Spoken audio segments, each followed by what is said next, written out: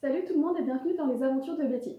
Donc aujourd'hui, de quoi va-t-on parler? On va parler des cadeaux qu'on peut faire à quelqu'un qui est sous chimio, qui vient de découvrir qu'il ou elle a un cancer, voilà. Ça sera plutôt version elle, parce que les cadeaux que j'ai reçus bizarrement sont féminins. Mais voilà, on va parler de ça. Donc je pense que je vais faire deux vidéos, une première sur les cadeaux, on va dire activités, moments, instants, etc. Et une vidéo, pardon, plutôt sur les cadeaux matériels. Donc pour celles et ceux qui se disent tiens j'ai déjà vu cette chemise etc. Oui aujourd'hui j'ai été motivée donc j'ai fait plusieurs vidéos et donc pour tout vous dire donc j'ai fait celle du maquillage en 4 étapes, 3 étapes d'ailleurs plus une étape de soin, la coiffure que vous voyez là et du coup motivée, je continue, je filme ça. Aujourd'hui j'avais envie de parler, j'avais envie de m'exprimer. Du coup, je suis toute seule chez moi, confinement oblige. Parler au mur, je trouvais que ça faisait un petit peu trop folle, complètement dingo d'ailleurs. Donc, je ne suis pas complètement injuste partiellement. Du coup, je préfère m'adresser à mon téléphone. C'est quand même beaucoup plus sain. Oui, oui, je sais ce que vous dites. Enfin bref. Donc voilà, c'est pour ça que je suis habillée et coiffée de la même façon, parce que je ne me suis pas amusée à m'échanger entre les différentes vidéos. Voilà. Oui, voilà, elle est très belle cette chemise. Non, je n'ai pas repris autant de poids que ça. Hein. Oui, j'ai repris du poids, merci de me le demander, j'en suis très fière. Mais voilà, c'est un effet loose hein, de la chemise qui est d'ailleurs très jolie. Hein, MC, big up à toi. Voilà. Donc, de quoi va-t-on parler? Des cadeaux qu'on peut faire à quelqu'un qui vient de découvrir qu'elle a un cancer. Je vous ai dit, ça va plus s'adresser à des elle, euh, voilà, ou qui va démarrer une chimio, etc. Et bien, personnellement, mes amis, ma famille et tout mon entourage a été vraiment là pour moi. Donc, vous savez peut-être pas comment leur montrer que vous êtes là. Vous avez envie de leur faire une démonstration d'affection, vous savez pas comment, ce qu'ils ont besoin ou quoi que ce soit. Donc, moi, je vais vous dire ce qui m'a fait du bien, ce que mes amis ont fait et ce que ma famille a fait pour moi. Après, chaque personne a des besoins et des envies différentes. Donc, vous ne savez pas quoi faire pour la personne, demandez-lui. Peut-être qu'elle saura. Peut-être qu'elle saura vous dire de quoi elle a envie, de quoi elle a besoin. Voilà, n'hésitez pas à lui dire voilà, je suis là pour toi si tu as besoin. J'aimerais vraiment faire quelque chose pour toi. Que souhaites-tu faire? Donc, eh ben, personnellement, dans un premier temps, j'ai voulu fêter, célébrer le fait que j'avais un cancer. Vous devez vous dire, celle-là, elle est complètement barjo, complètement allumée. Et vous êtes peut-être proche de la réalité, hein, dans Friends, pour la série qui connaissent, je me suis toujours sentie proche de Phoebe. Voilà. Donc oui, je suis un petit peu perchée sur certaines choses, mais c'est surtout, je me suis dit, tu vas entamer une année, parce que, disons-le clairement, hein, au départ on m'a annoncé 6-8 mois, moi je vous le dis entre vous et moi, je pense que j'en ai plus pour un an qu'autre chose. Je me suis dit, tu vas entamer une année qui peut être compliquée à gérer, avec des hauts, des bas, etc. Tu le sais. Donc pourquoi ne pas se créer des moments, des souvenirs, où quand ça ira moins bien, tu pourras y repenser en te disant, ouais mais il m'arrive une mauvaise chose certes, mais c'est quand même passé ça et ça et ça de positif, ou ça c'était vraiment un bon moment, ou ce jour-là je me suis vraiment marrée, ou ah, souviens-toi quand t'as fait ça. Donc oui, on ne peut pas changer les événements, on ne peut que changer sa façon de voir les événements, ce qui nous arrive. Donc ça paraît très facile à dire comme ça, utopique ou quoi que ce soit, mais vous pouvez demander à mes amis, on l'a réellement fait, on a réussi, donc je vous dis pas que tous les jours je me lève avec la patate, le sourire ou quoi que ce soit, c'est pas ça du tout. Ça veut juste dire que je suis pas non plus tous les jours en train de creuser plus profondément pour m'enterrer sous le sol et être en déprime H24.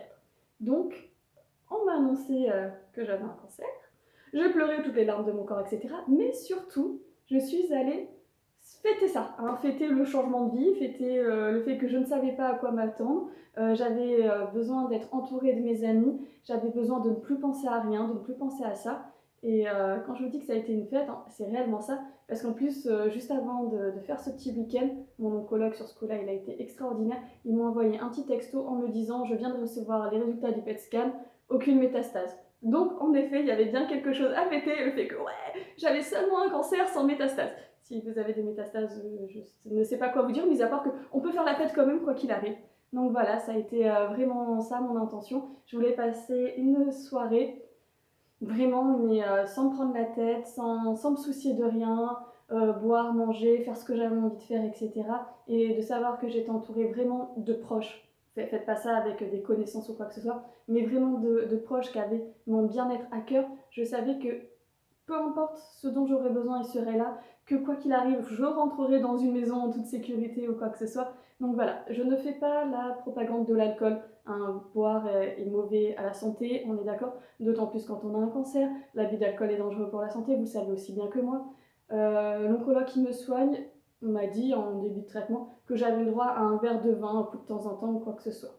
Pour être très honnête avec vous, donc là on est je crois le 8 avril, j'ai démarré ma première chimio le 14 novembre, donc ça fait à peu près 5 mois. En 5 mois j'ai dû boire 2 verres et demi d'alcool.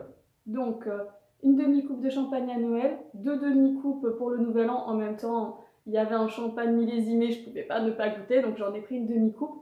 Et une fois où j'ai pris un cocktail alcoolisé. Donc c'est vraiment les seules boissons alcoolisées que j'ai bu depuis que j'ai démarré mon traitement, ma chimio. Donc bien sûr, là-dedans, j'exclus la grosse cuite que je me suis pris avant de démarrer la chimio.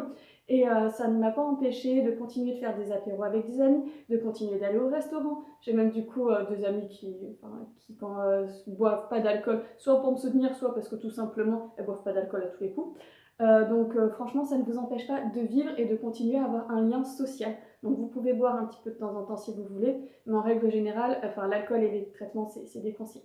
Donc voilà, donc ce que je voulais vous dire, c'est que moi, j'ai eu besoin de me créer des moments avec justement mes amis, des moments en soirée, en journée ou quoi que ce soit. Et ça, c'est quelque chose vraiment que vous pouvez offrir à la personne, lui demander si elle a envie, et ben, j'en sais rien, de faire une soirée pyjama, check, on l'a fait.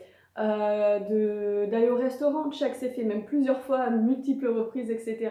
J'ai même pu varier les restaurants, j'avais le droit de choisir ce que je voulais manger, etc.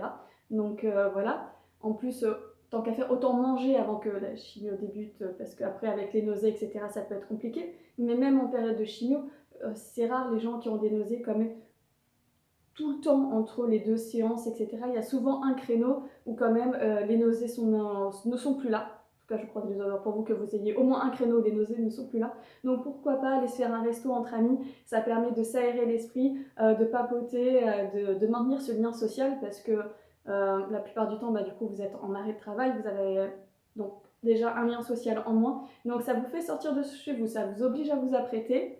Et ça vous permet de passer vraiment du bon moment. Donc n'hésitez pas à solliciter vos amis. Excusez-moi, génial, j'ai fait bouger le truc au passage. Donc à solliciter vos amis. Oui, j'ai changé de mouchoir, celui-là il est tout mignon, tout coloré. Donc voilà, donc c'est vraiment un truc voilà, à faire des activités avec vos amis, peu importe quelles activités, que ça soit manger, sortir, aller au théâtre, aller au cinéma. J'ai été pas mal au ciné aussi. Enfin, ce genre de choses, ça permet de s'évader, de ne plus penser à ça. Et vraiment, c'est cool. Qu'est-ce que vous pouvez offrir d'autre? Voyons quoi. Donc, ce sont vraiment tous ces instants-là. Nous aussi, on a fait des virées shopping. Jolie chemise, voilà. Parce que je savais que ça serait plus pratique pour les chimios et pour après mon opération, parce que je vais avoir une mastectomie totale. Donc, lever le bras et tout, je pense que ça va être compliqué pour s'habiller. Donc, vive les chemises! On est joli en plus dedans. Donc pourquoi pas, voilà, virer shopping, produits de beauté, aller tester le yoga. Par exemple, si la personne n'a jamais fait de yoga, qu'elle vous dit c'est pas pour moi, etc.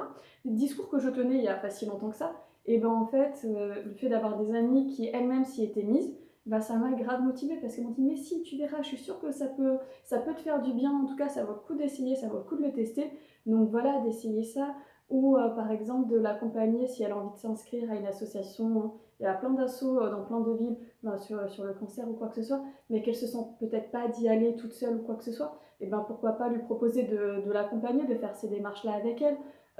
Enfin franchement, vous pouvez être là et soutenir la personne sans forcément sortir votre carnet de chèques, mais juste être là ou lui proposer, je vous dis, nous on a fait une soirée pyjama, qu'est-ce qu'on fait aussi des fois des ateliers masques, tout simplement, on se réunit entre nanas, on discute de choses et d'autres, et voilà.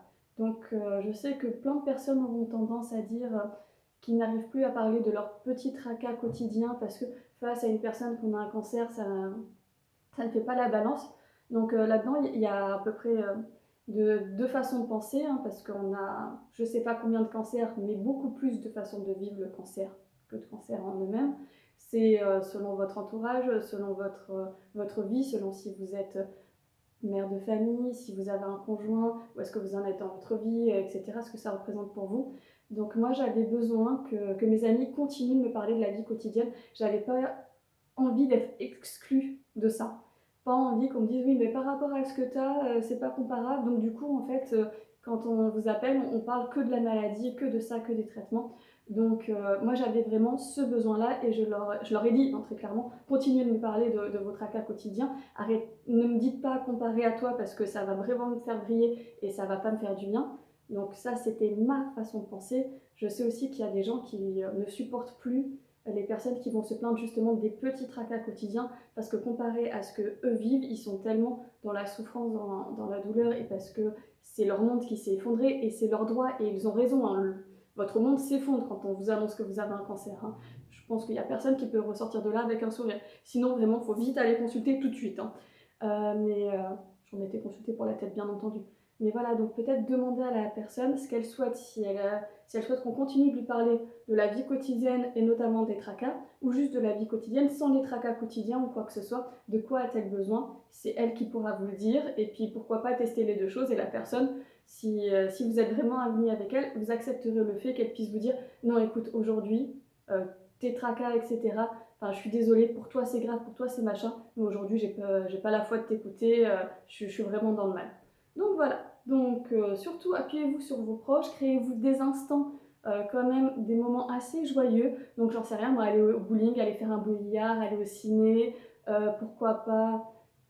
Alors un week-end ça paraît compliqué, vous pouvez le faire, mais si vous êtes en arrêt maladie, vous n'avez pas le droit de quitter le département, etc. Donc un week-end sur place, oui, aller pourquoi pas dans un spa, vous faire, vous savez, tout ce qui est massage, bien-être, détente, vous faire coucouner, le faire entre amis ou quoi que ce soit, ou avec votre conjoint, votre mari ou que sais-je encore, votre femme, voilà. Donc faites-vous du bien, il y a tout ce qui est réflexologie aussi, ça détend, ça apaise. Donc en cadeau que vous pouvez faire à vos amis, à vos proches, etc., des instants présents, c'est génial. Moi je sais qu'un truc qui m'a beaucoup touchée, c'est des fois ce sont les cartes qu'on vous écrit avec des petits mots merveilleux et magnifiques qui vous disent juste qu'il y a des gens qui pensent à vous, littéralement, qui sont là, qui pensent à vous, qui n'ont pas envie de vous submerger, qui ont envie de vous laisser du temps à vous, mais qu'au cas où ils sont là, ils sont joignables. Donc oui, même une carte, un texto, je vous assure que moi je compte ça dans la catégorie cadeau parce que ce sont vraiment des instants qui font plaisir, des moments qui font du bien, et des fois de relire ce qu'on vous a écrit, enfin vraiment c'est génial. Donc il y a tout ça aussi que vous pouvez faire pour vos proches, c'est être là, être présent physiquement, émotionnellement, ou des fois leur dire je suis là si tu as besoin, là je te laisse de l'espace, parce qu'il y a des gens qui ont besoin d'être un petit peu seuls au départ, ou qui vont se recroqueviller dans un cocon très très restreint, des fois uniquement familial ou quoi. Donc voilà, mais il y a quand même des choses qu'on peut offrir, des choses qui font du bien. Qu'est-ce qu'il y a d'autre? Ah oui. Donc là, je sais pas, c'est un cadeau moment, mais en même temps, c'est vrai que des fois, ça peut coûter de l'argent. Donc moi, je suis allée chez le coiffeur. Et je l'ai fait avec mes amis, et on a déliré tout l'après-midi. Franchement, la coiffeuse avec moi a été juste extraordinaire. Elle m'a même offert la coupe de cheveux pour vous dire. Parce que du coup, elle a très vite compris, quand je lui ai expliqué que je voulais une coupe assez courte à la garçonne et tout. Elle m'a demandé le pourquoi, je lui ai répondu que dans très peu de temps, j'aurais plus de cheveux. Donc elle a été suffisamment élégante pour ne pas creuser là-dedans. Et du coup, voilà, elle me l'a offert. Donc je vous dis pas que tous les coiffeurs vont vous l'offrir, hein, c'est pas ça du tout. Je vous dis pas de dire hey, coucou, j'ai un cancer, offrez-moi une coupe de cheveux. C'est juste pour vous dire qu'il y a, voilà, il y a quand même des gens qui font preuve d'humanité et de gentillesse. Et en fait, nous, on a mis mais le bordel dans le salon de coiffure, qu'il y en a même quelqu'un qui nous a demandé si c'était pas un enterrement de vie de jeune fille qu'on était en train de faire. Pas du tout, mais voilà, on y allait à 4 copines, on a vraiment bien déliré. Tout le monde a fait un truc à ses cheveux, coupé, soin, machin, etc. Donc c'est vrai que moi je suis passée de là à couper à la garçonne, mais j'ai une amie voilà, qui les avait là, qui se laissait quand même couper là. Donc on sent quand même le changement, hein, ça lui changeait sa tête. Mais vraiment, essayer de créer des instants auxquels vous pourrez repenser avec un sourire aux lèvres. Et c'est ça qui vous permettra de tenir sur la durée. Voilà. Je crois que j'ai beaucoup parlé, je n'avais pas du tout de fil conducteur, de choses écrites et tout. Peut-être que j'aurais dû, hein, je vais peut-être y penser pour une prochaine vidéo. Mais voilà, je voulais juste vous dire que oui, on peut passer quand même des moments sympas. N'hésitez pas à solliciter votre entourage pour justement ces instants qui font du bien au moral, qui font du bien au cœur, qui font du bien à l'esprit. Parce que le bien-être, vraiment se sentir bien avec soi-même, c'est pas facile, hein, déjà dans la vie de tous les jours. Ça l'est encore moins quand on a un cancer, ça l'est encore moins quand on est sous chimio. Mais vraiment, ces instants-là, eh ben, ce sont des moments qu'il faut chérir et ça vous permettra vraiment d'aller mieux sur du long terme.